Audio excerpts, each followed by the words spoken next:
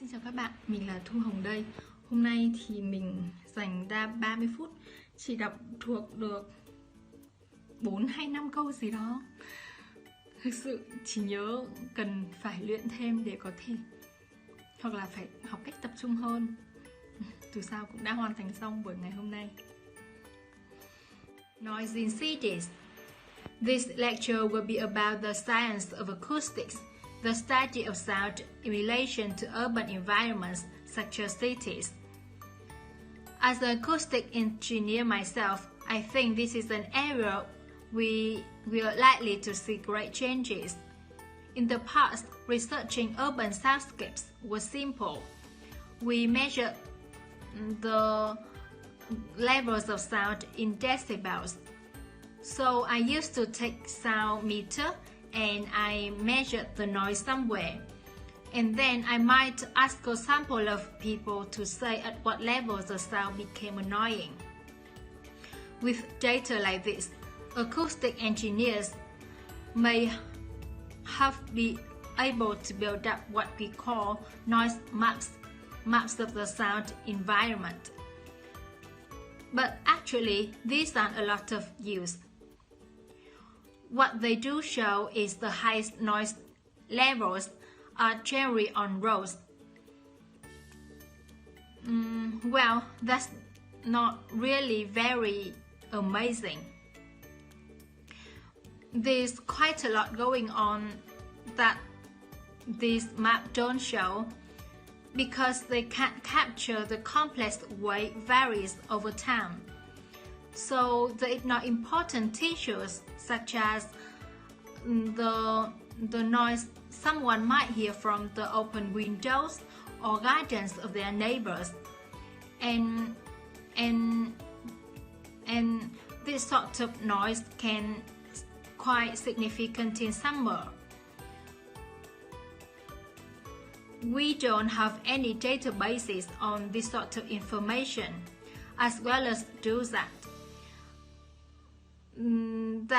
these records of sound levels take no account of the fact that people vary of their perceptions of noise. Someone like me, with years of working in acoustics, may be very different from you in this regard.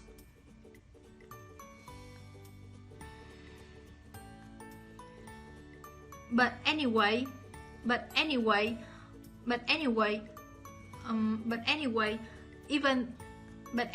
even though these maps are very crude, they've been useful in providing information and raising awareness that noise matters.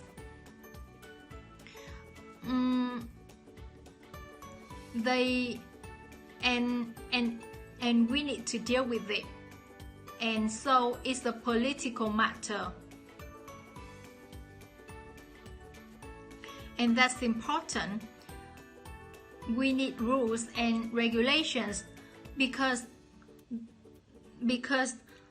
noise can cause all sorts of problems. Those of you who are city dwellers know things go on 24 hours a day. So city dwellers often suffer from interrupted sleep.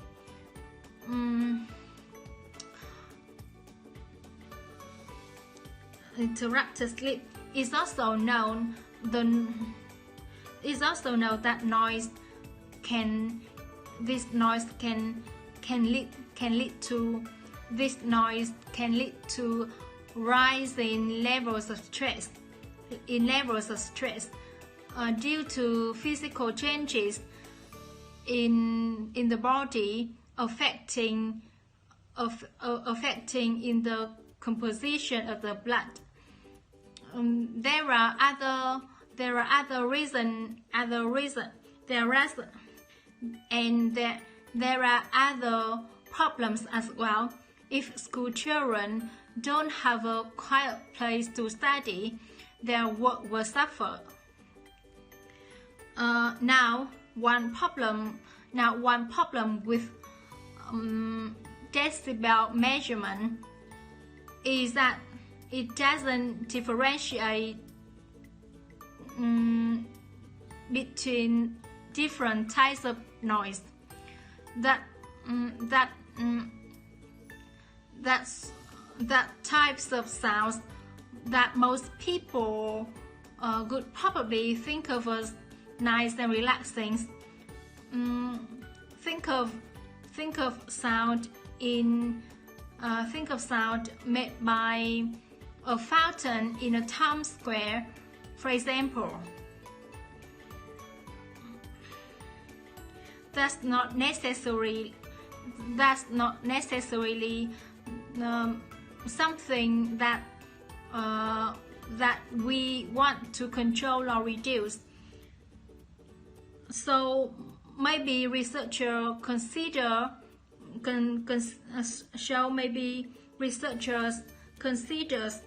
these sort of sounds in urban design. This is going to be tricky because just measuring decibel levels isn't going to help us here.